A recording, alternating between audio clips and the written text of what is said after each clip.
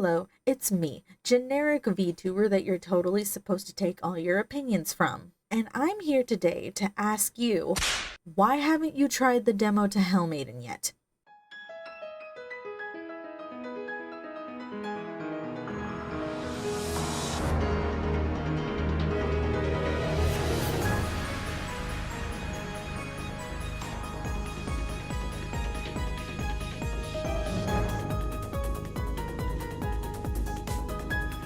Now listen, I know the answer. Maybe you're busy, but the obvious answer is that you are just not a productive member of society. Unlike me, of course. No, but for real, why haven't you tried the demo yet? Okay, I know that this is very out of the blue and very spontaneous, but you don't understand, okay? I need to talk about this game. Now, this game has been on my radar for a pretty long time, and it's because it's developed by the studio Astral Shift, which right now is one of my favorite studios. They only have 2 games under their belt, and that is enough to call them one of my faves. So if you don't know the studio, I don't blame you, because as I mentioned, they've only developed 2 games, but I love them. That is Little Goody Two Shoes and Pocket Mirror. If you're at all in the horror RPG maker scene, then you've probably heard of Pocket Mirror, but again, I don't blame you. You know, those classic horror RPGs like Mad Father and The Witch's House and all that? Yeah, that's what these games would fall under, but there's just something about them that makes them very special.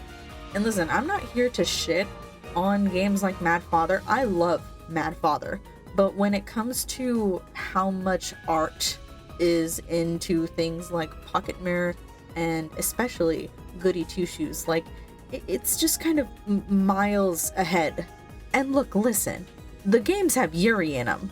They have Yuri. They have lesbians. What else do you want? No, but for real, I love these 2 games that Astral Shift has produced. And Maiden is their newest game that they're coming out with, which is pretty different from a story horror RPG, but I love the fuck out of it. You know that one game, Vampire Slayers? At least I think that's what it is. It's basically crowd control the game. I think I've also heard it being described as inspired by Hades, but I'm gonna be honest, I have not played Hades, so I wouldn't know. But I do know about Vampire Slayer. I've seen plenty of videos of it. Again, haven't played it, but I know of it. So Maiden has been described as a mix of Vampire Slayer and Hades, which take that as you will, but I'm just gonna say it's just fun. Hear me out, okay? Y'all know that story, Dante's Divine Comedy? That's what this game is based on, except you pretty much take all the characters from the story and make them into anime girls. Not just anime girls, very cute anime girls. Not just cute anime girls, but also very homoerotic anime girls. The way the whole game works is that the main gameplay portion of the game is a lot of crowd control and deck building. So pretty much you're set in a level, and from there you just have to defeat hordes of enemies, just tons of them. And the way that you defeat them is with these things called weapon cards. And as you go through the level, you collect more weapon cards, but you also collect these things called mod cards, which make your weapon cards even better. And I love the amount of combinations that you're able to make here.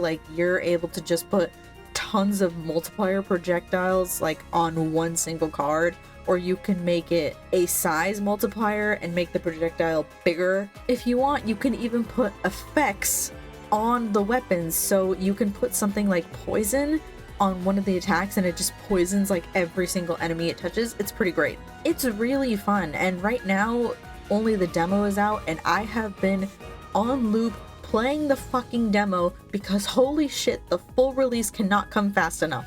So considering that all we have is the demo and there's not much story to go off of, or really that many levels, because they only give you one single level and 1 boss, I decided, you know what, I've played this for about 7 hours and it's only the demo.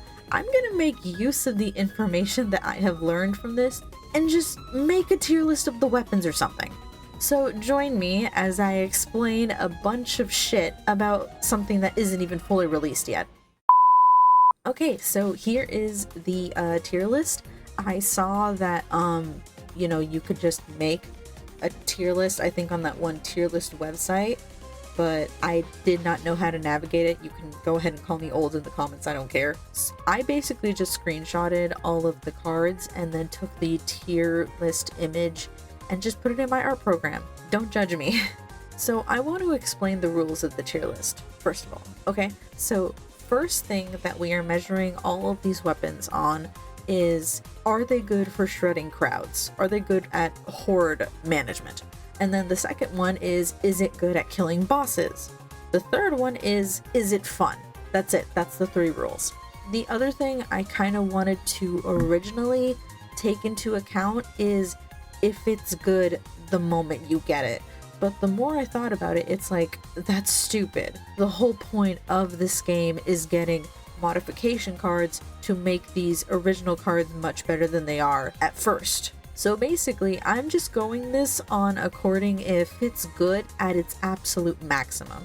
Also, there is some sort of structure to this video because every weapon card, at least from what I've seen so far, is associated with at least one character besides like 3 of them. By the way, just so you know, pretty much all the cards, or at least a lot of them, have words that I will most likely mess up.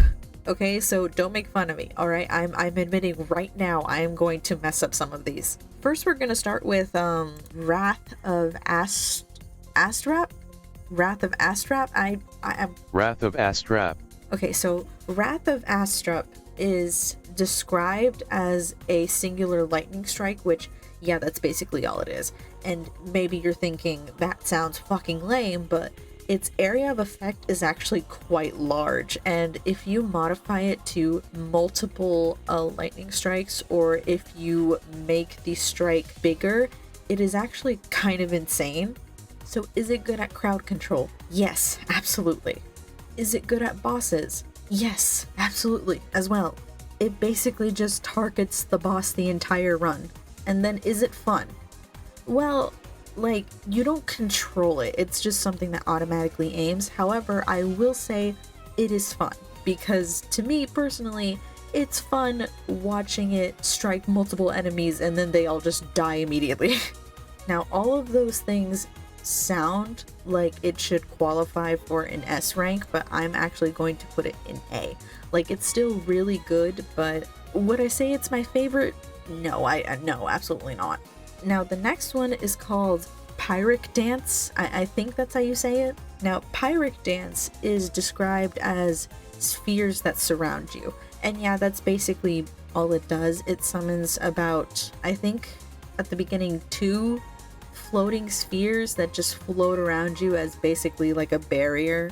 And just like with the lightning bolt one, if you put a multiplier on this, it can just summon, basically it turns into like a circle. You have like a barrier, just like a straight on barrier around you.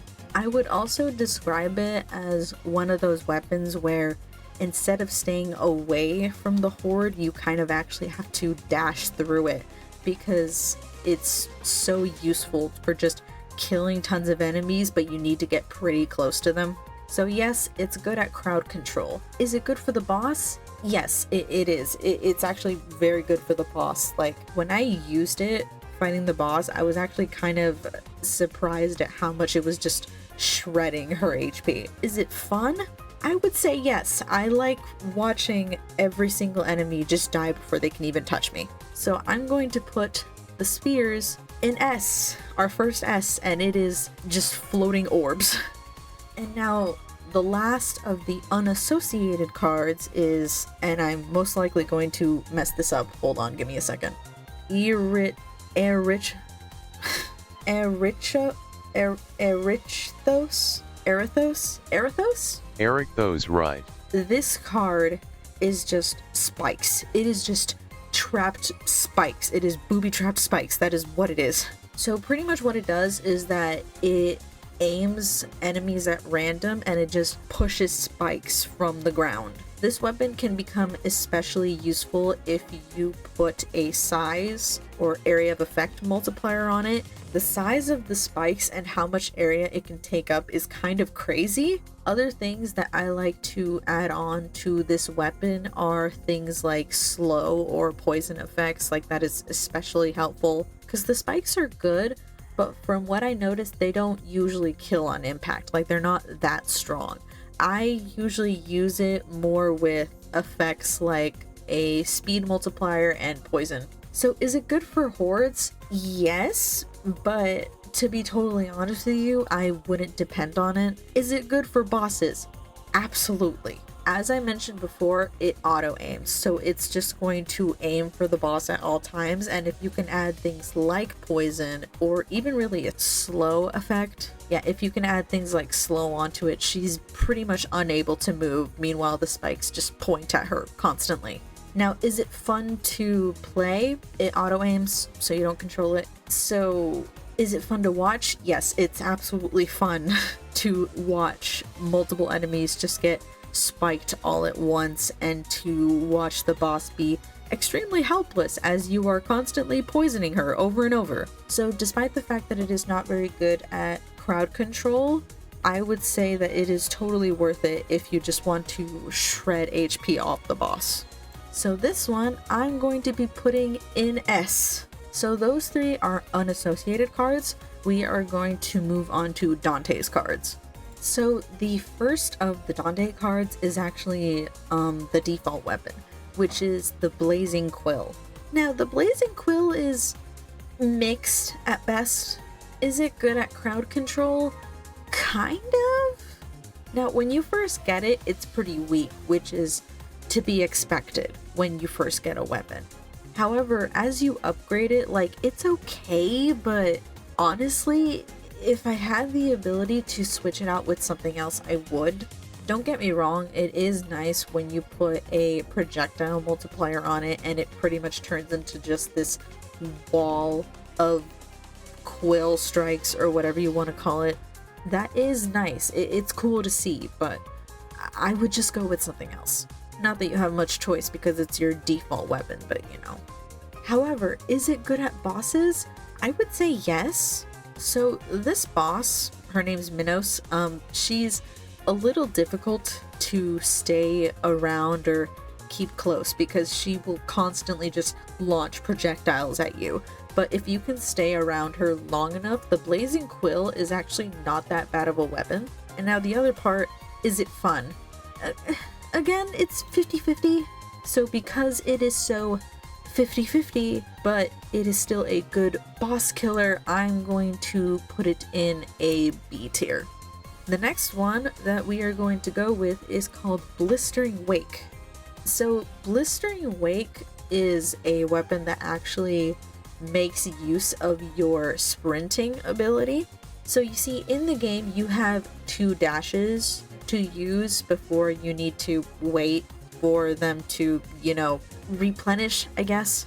Every time you dash though, this weapon makes it so that your trail has fire. Like, you're basically just like releasing a trail of fire wherever you walk. And that might sound lame, but like, listen, if you put size, area of effect multiplier on that bitch, and then you put effects on it such as burning, poison, slow, like all the effects that they pretty much let you have, because honestly you can't go wrong with like any of the effects on this weapon, and all you have to do is just run around like crazy. Is it good at crowd control? I would say yes, but it is also a little tedious because, as I mentioned, pretty much all you do is just to run around, like you just run laps around all these enemies, and it makes work. It just takes a bit of time. Is it good at bosses? Yes. Pretty much what I did was just run crazy around the arena or just make circles around her, and it pretty much worked. Is it fun to use? Yes. I know I described it as tedious, but I still found it fun just running around the arena like a madman. So despite the fact that it has all 3 positive attributes, I'm still going to put it in A tier because it's great, but I would just choose something else. The next one is Dragon's Breath, and holy shit, I love Dragon Breath. Dragon's Breath works so that in whatever direction you're facing, it just shoots, like, it just shoots fire. It is literally as it is described. You are shooting Dragon's Breath. You are shooting fire. And dude, you add area of effect multiplier, or you can put damage, you can put speed bonuses, you can put like a size multiplier on that bitch. It is so good. Is it good at crowd control? Abso-fucking-lutely. Is it good for bosses? If you can stay close to her long enough, yes, absolutely. Is it fun to use? Yes! So Dragon's Breath is going in S. The next one is Kindled Embers. Kindled Embers is like a weird barrier type of thing. Pretty much what it does is that it summons like a magical circle around you, and every time it is activated, I think it leaves burning effect and as well as just general damage to anything that gets near or in that circle. And like, it's fine, but that's all I can really describe it as. It's fine. I don't hate it. It has its uses. I can see it being beneficial, and you know what? Maybe I just didn't put the right modification cards on it, but I wasn't all that impressed. As far as crowd controlling goes, it's okay. I find the most amount of use out of it if I put a modification like slow on it, because at least they'll be slower to touch me. Same kind of goes for the boss. Like, from the way I've described it, I've already made it sound like it's hard to get near the boss or stay near her at all times, and yeah, it is. So things like Kindled Embers is just kind of whatever in a boss fight. And is it fun? It's alright. I don't know. I'm so whatever on this weapon. I'm gonna be honest. Like, it's just kind of disappointing. So this is our first D tier, and this is like, no hate. Absolutely no hate. Like, I'll use it if I have to, but I'm gonna re-roll that shit. Give me something else. And now next is the the-Wisp. I keep wanting to say Will-O-Wisp because, you know, but no, it's the-Wisp. Anyways, the-Wisp is basically Fireball. Yeah, hit a spell then. I hit my favorite one! Fireball! Yo, that's not a spell. You just drinking Fireball. A spell. That was a good one! I think you're an alcoholic. You stop drinking Fireball. What's over there? What? Fireball! No! It summons 2 fireballs, and if you put projectile multipliers, it will summon a lot more fireballs. I will say that the positive of this weapon is that it doesn't like implode upon impact. It actually just goes through multiple enemies. So if you put effect modifiers on this weapon, it could be pretty cool, but I'll be honest, I wasn't too impressed with this weapon either. Listen, I put size multipliers on that bitch. I put speed multipliers on this thing. And at the end of the day, it just wasn't all that impressive. Is it good for crowds? I mean, I guess, but whatever. Is it good for bosses? Again, it's whatever. Is it cool?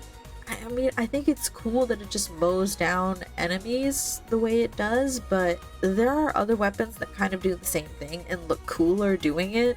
However, I would put it above Embers. So this is going in C. Okay, so that was all of Dante's cards taken care of. We're going to move on to Virgil's. Okay, so now with Virgil's cards, luckily there's only 3, and same goes with the next character. So we're going to start with what I think is honestly my favorite one, which is Selenic Bloom. So Selenic Bloom, I would say, is like Will-O-Wisp, but better. What it does is that it summons one gigantic moon, and then it explodes into multiple stars. Now, if you put projectile multipliers on that thing, it can summon almost up to, I think I've gotten it up to like 6 moons before. My favorite combination from what I've experimented so far is not only the projectile multipliers, but also putting things like lifesteal. Basically, I'll just call it that. It life steals from enemies that you kill. And it is so good. It is pretty much just a fort of stars that you can like sit inside of and be protected. So is it good for crowd control? Yes, it is. Is it good for the boss? I would say it is good for the boss. However, you need to remember to aim that shit, basically. And is it fun? Yes, I absolutely love just sitting in the stars and watching everything die around me. So Bloom goes an S because I just love it that much. The next one is Cradle of Stars, and honestly I love Cradle of Stars, especially if you make the stars bigger. This is another one of those powers that I would just put tons of effect modifiers on. My favorite, I think, for this one is honestly Slow. And just so that we are on the same page, this isn't just like shooting random projectiles or whatever. It is literally like a star effect that goes all around the screen in a spiral. So while it is not great at hitting every enemy, it still hits a lot of them. Is it good for crowds? I would say yes, but it's not something you should depend on. Like, you should absolutely have another weapon in accompanied with this one. Is it good for the boss? Yes, it is. And is it fun? Yes, my brain completely turns off when I see the cute little sparkly effect just go around on my screen. So Cradle of Stars, I love it, but it is going to go into A because it just does not defeat Bloom. The last of her abilities is the Wayfinder, and where do I even start? Listen, no hate to Virgil. She is very cute in this game, but what the fuck was she on when she made this? So this thing is as it's described. It summons a Wayfinder and you just shoot it out and it hurts enemies. The annoying thing about it though is that it is not a straight shot, it is curved. And while it usually hits something, you can't depend on it very well. I would say it's fine if it's not your first weapon, like maybe later on it becomes eventually a part of your deck and that's fine. But as a starter weapon, like even as a starter weapon, it's just, it kind of sucks in my opinion. I mean, even with modifiers, like even if you make the Wayfinders bigger, even if you make it with effects like it explodes on impact or something, it's just not very good in my opinion. Is it good for crowds? I would say no, actually. Is it good for bosses? I mean, it's one target, so I guess it's not that bad, but again, just like why would you pick it? Why would you pick it over anything else? Is it fun? Well, I mean, I guess it can be if it directly hits something and then it just explodes and the little guy that you just hit explodes, but that's kind of it. Unfortunately, despite having 2 bangers, Wayfinder is going to go into D tier for me. Alright, so that was Virgil's cards out of the way.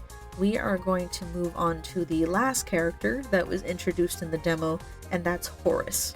Okay, so I am very likely going to mess up this name, but the first of Horus's cards is Carpe Diem? Carpe Diem? I don't. Carpe Diem. So the way this weapon works is that imagine a boomerang, but if it was a sword. It will shoot one giant boomerang to go out, it'll spin around a bit, hurt any enemy that gets near it, and then it'll come back to you. So add projectile multiplier onto this thing, add effect modifiers onto this thing, and it is just a powerhouse. This thing shreds through everything. It shreds through hordes, it shreds bosses. It is insane how powerful this weapon is. I think I actually got into a semi-small argument with someone over this weapon versus the Bloom moon effect of Virgil. And listen, I am on team boomerang sword, okay? This thing fucking beats the moons so bad. And that same person that I had that argument with is going to be editing this video, so I know he's going to be petty and probably put something in, but listen, I don't care, okay? I don't care. I'm right. I'm fucking right. Glimmering swords all the goddamn way. So because it is so good at taking care of hordes, and it is so good at taking care of the boss, this thing goes in S. And if I could modify this right now, it would have its own fucking tier level because it's so good. Now the next one is Blade of Augustus. And Blade of Augustus I would describe as mixed at best. Listen, it's not bad, because I will tell you first that I think it's actually pretty good for bosses. The way it works is that it just swings a giant sword and it attacks anything in your radius, basically. And that's fine for the boss if you can stay close enough to her. However, weirdly enough, I don't think it's good for crowds. Now, normally, I would say put a modifier on that bitch and you're good. But something weird that happens with the sword is that if you put a size multiplier on it, I actually think it gets semi-worse, because the bigger the sword is, the harder it is for the sword to hit enemies that are close to you, which I guess is the point, because I mean, where exactly do you hit with the sword, right? Like, you hit with the sides and you hit with the point. Still, I would kind of expect that it just protects me entirely, but it doesn't. Is it fun to play and use though? I would say yes. So Blade of Augustus is going to go into B tier because it's fine. Like, it's good, it works, but I would just pick something else. And now the last one is Undying Legend. Actually, no, sorry. I messed that up. It's Undying Legacy.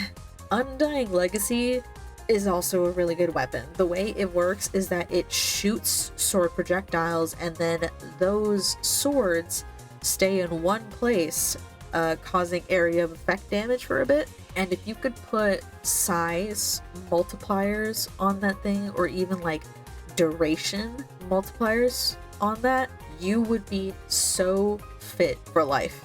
Also, while watching someone else play this game, I saw that they were actually using the swords to carve a path forward, because if you put duration effects on it, they stay up a lot longer, and as you walk past the swords, it just kind of makes it impossible for enemies to follow you because they keep getting hurt and killed by these things. So is it good for crowds? I would say absolutely. It is fantastic for handling crowds. Is it good for bosses though? I would say it's mixed, because as I said, these things just kind of shoot out. You actually don't even really aim them. Like, they will shoot in your general direction, but the way they are shot is actually very spaced out. So it's kind of hard to aim these things. And the boss is constantly running around. She doesn't stay in one place for very long. So these things, as they're causing area of effect damage, it's not like they hit her that many times. So boss killer, not really. Is it fun though? Yeah, it is really fun watching enemies get shredded with these things. So Undying Legacy, I would put in A. Okay, I guess that was pretty much all of them. So in our S tier, we have spears, fire, spikes, moons, and boomerang swords. Meanwhile, in our worst, we have a magical fire barrier and a Wayfinder. I can't say I'm all that surprised at this tier list. I kind of figured that like everything that I put in its place was going to be there, like just a hunch. Anyways, play Hell Maiden. Just play Hell Maiden. There's a demo. There's a free demo. It's on Steam. Just play it. Tell the devs what you think. Like, I'm not even being paid for them. This isn't a sponsor. I just really like Astral Shift. I like what they're cooking. I love them. And also, Astral Shift, if you're watching this, may I suggest doing changes to the Wayfinder. I mean, you're probably not going to listen to me. Like, what's done is done, most likely. But if you're going to take any other of my advice, make more merchandise, please. I have no money, but I will buy whatever you push out. yeah, so I guess this is the end. If you watched this for whatever reason, I thank you. Like, thanks for just sitting here and watching me ramble about a game that's not even out. Anyways, Sugar Bits video coming soon, I promise. After that, I have a few more ideas for videos. It's just all gonna take a while. Thank you so much for joining me on this weird video, weird out of the blue video. I'll see you next time.